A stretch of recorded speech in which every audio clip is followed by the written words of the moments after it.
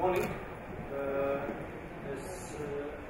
Darko, Dimov, country manager for Ericsson in January this year.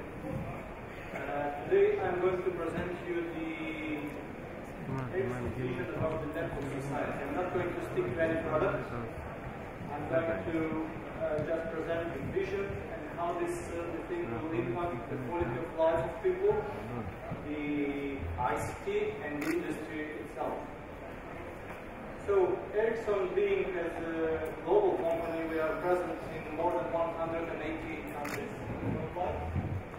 And having that said, we have access to many information from different operators, different parts of the world.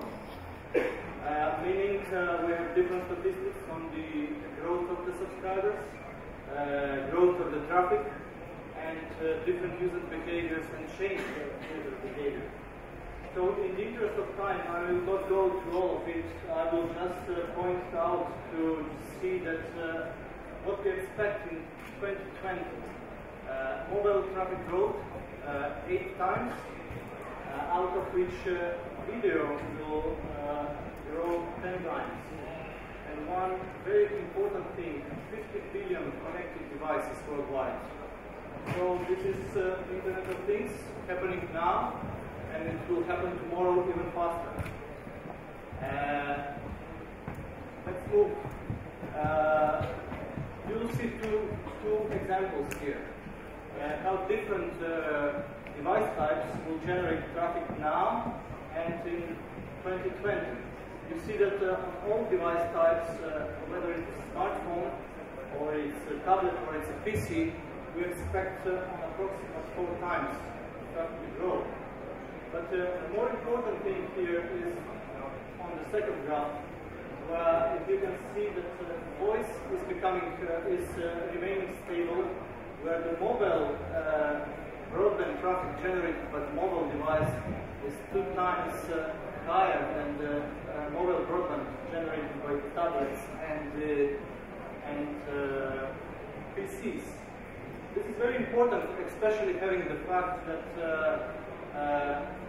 within only 1 year, the ratio of sold smartphones has increased for 10 to 15%. So in Q3 2013, worldwide, 55% of all sold phones were smartphones, where only 1 year after is 65 to 70%. So this is impacting the booming in the mobile traffic. We go one step deeper into this traffic, just to see what types of traffic it is and what to expect, how to shape. This is important for the vendors, also important for the operators, what to expect. So what we can see here is basically that social networking, which is booming now, we do not expect really to grow in terms of share of the traffic. Now social networking is around 15% of the overall traffic, and it will remain the same. This is what we expect. But if you check the web-generated, web browsing-generated traffic, this will decrease. This is mainly due to what we see change in user behavior. Basically, users more and more rely on apps and different kind of videos that they are looking at, and less gather information with browsing. But on the contrary, if you check what's going on in the video, you see that it will increase to 55% of total traffic in 2020. And this is not all, because in the file sharing and data encryption traffic, it's also a portion of video that is not within this 55%. So we can say that video will be the majority of the traffic generated. I will not spend too much time here. This is just to show how we develop the industry. We spent a lot of time on the installation of the mobility. Now we have mobility throughout. We expect in 2020 to have like 90% of the population with a mobile phone above 6 years. So now we spend time on deployment of the cloud in order to make information available and close to everyone where it's needed. This is again one slide just to show you the pace we are going through the network society. So we needed 100 years since the Graham Bell has sent the first voice over his telephone to achieve 1 billion connected places. And then within 25 years, we achieved 5 billion connected people. And what we expect to happen by 2020, within 15 years, to achieve 50 billion connected devices.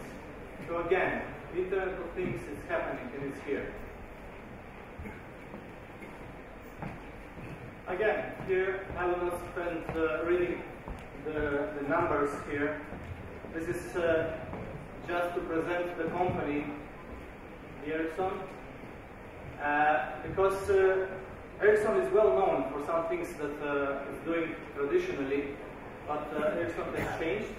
Ericsson has been through transformation process in the past 10 years. So you see, this is the Gartner data there. Mobile infrastructure I will not speak about. We are all well known there. But we are ranked #1 in operation and business support systems. Many of you might not know this. Then about the services and TV and media delivery. So we are addressing all these areas. So you might say how this happened. This is one of the answers. So one part was the generic growth that we focused a lot in OSS, QSS, in TV media, in services. But then the second part is the number of investment and acquisitions that we did in the past. You will see here many ICT companies, service IS companies, media companies. So by all this and by combined with the generic growth, we managed to have the most comprehensive and end-to-end TV and media portfolio in the industry, and this stands also for OSS BSS. Therefore, what we do now cannot really identify only with the network infrastructure. You see, we are everywhere in every segment of the industry. I will touch upon only few aspects now, and will not speak to any specific case in detail. This is one very usual use case. The guy watching video news in the subway. Very obvious, very simple case, but it hides behind a lot of challenges. So where Ericsson is here in order to help this happen? Very simply, in every segment of this communication. So, from the moment the video is captured by the camera, we use our compression systems to compress in the best way to achieve the best user experience. Then this signal, this compressed media is sent to the cloud, where our content delivery will take care about the media, and when accessed by any user, will decide which video quality to be sent, at which bit rate, all that based on the information gathered from the network about what kind of device the guy is using, what is the radio coverage for this user. So it's a very complex solution, and we are addressing end-to-end. Again, very simple situation, a stadium, a goal, you take a picture or you make a video and you want to share with your friends. We all do this. But again, there is a huge complexity behind. I mean, 10,000, 20, maybe 100,000 people are competing here for the video resources. And again, here we come with the self-optimizing networks, which will on their own decide to whom to give the priority, how to organize the access. Then we come to the transport, how to encrypt how to compress and send this video. And then again, for really big events like 100,000 people, this self-optimizing is not good enough, unfortunately. Here we come with the mobile networks that can be deployed within a few days, and that can allow the operator to boost the capacity on the specific place several times and make user satisfaction higher, and of course collect the revenues. This is a bit more futuristic, but we consider that connected vehicle is one of the most important things. So in association with Volvo, we work quite a lot. We have the solution named Connected Vehicle Cloud, which can have many use cases. This is one more futuristic use case where all the vehicles are connected to this cloud and sending information about the location, speed, different car parameters. And then the solution in the cloud, they decide when we'll send an alert, or maybe even try to manage the car in order to avoid accident. You can imagine the advanced technology used behind in order to collect all this data and to process it in real time. And of course, in the end, if the accident happens, this solution will send to the emergency response team in the country the information about the location, when the accident happened, what is the damage, and all the possible information. This is somewhere in EU regulations, and this is related to emergency response. And I think after 2017 or 18, all the manufacturers will have the obligation to include this in their cars. Why we are putting this focus? This is, unfortunately you cannot see the whole slide. According to the survey that we made at this moment, 1 in 2 customers would switch the car brand in order to get the connected vehicle features. So people are really interested in it. And then, according to IEEE organization, you all know who is it, 75% of the all produced cars by 2024 will have certain autonomy. So you can imagine, if the car has the autonomy, how important it is to be connected to a cloud and this solution to really work. As I mentioned already, this is done by Volvo and Ericsson. We have the partnership with some other car vendors as well, but this is the most prominent. This is a very simple case of online shopping, already live in Sweden. We all know all online shopping. You go online and you purchase something, but there is a huge drawback with that. You should sit at home and wait for the purchase. With this, you purchase, and the system asks you whether do you want delivery to be in your car, and you accept it.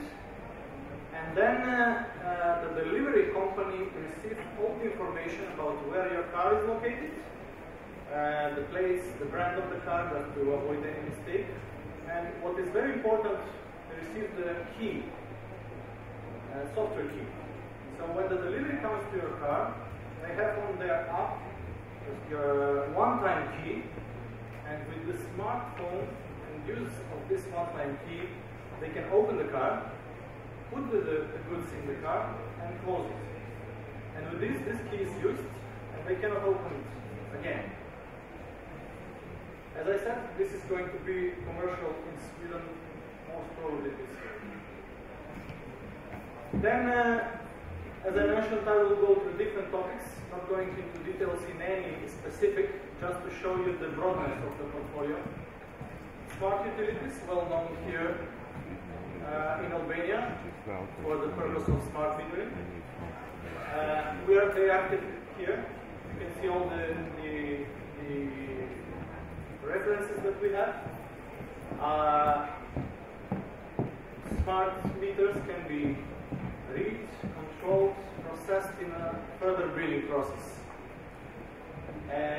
We further go, we do not stay only on smart meters, we further go to smart grid communication in the terms of self-organizing and self-optimizing networks. Then we move to, this is just some information why we are doing this and why we think it's important. According to EU, they expect that 20% savings in power can be achieved by 2020 by deploying the smart meter solution. And they expect also 80% of the meters in EU to become smart meters by 2020. Then we go into public safety area. The colleague before discussed this. He went quite in depth. I will be very fast on this. We are very active in several areas here. Public safety of the LTE, which was explained in detail already. Border area, port control, emergency response, we all know what is this. Video surveillance on on the critical infrastructure, streets, crossroads. This is 112 solution. Unified call dispatching with the visualization where the problem happened. Incident management, all the information are received by the call handler and sent immediately to all the involved parties. And this is unified for the police, fire brigade, ambulance, and civil emergency. This is what we did in the region. So this is not the Ericsson reference, this is what we did in the region. So we had 1 or 2 in Croatia, Montenegro, Greece, Romania, and Slovakia. And then we have several border control installations in Moldova, Bulgaria, also in Serbia, I think, but it's not there. Just brief, public safety of LTE. So let's announce that there is no future in Tetra. Tetra is more or less done as a technology, it's their legacy, offering only mission-critical voice and struggling with data. And what we need now is data. You can see video streaming, GIS information, everything comes there. Plus, of course, mission-critical voice. Many different implementations can be foreseen here. Complete infrastructure owned by the government, or network sharing model with any of the operators. We do this in alliance with Motorola. We have several references in US, UK, and some other more. And this is one of the last slides. Ericsson Healthcare. You might not have the idea, but we are addressing this segment also. This is the end-to-end unified solution, exchange solution for seamless flow of the information to all the stakeholders in the healthcare system, from the physician to the ministry to the patient, and you can do ordering of the prescription, e-booking, basically everything through this system. Why is this important? It makes end user spend less time, is happier. Government has all the information about the in real time about the prescriptions spent, about the beds occupied in the hospital, about how many times people are going to their physician. So this is all connected to one system, and all the stakeholders have the right information. And this is the last slide, something that we are doing in the US and some other countries. This can be used for remote patient control in several purposes. One is in rural areas to avoid people traveling a lot to the hospital.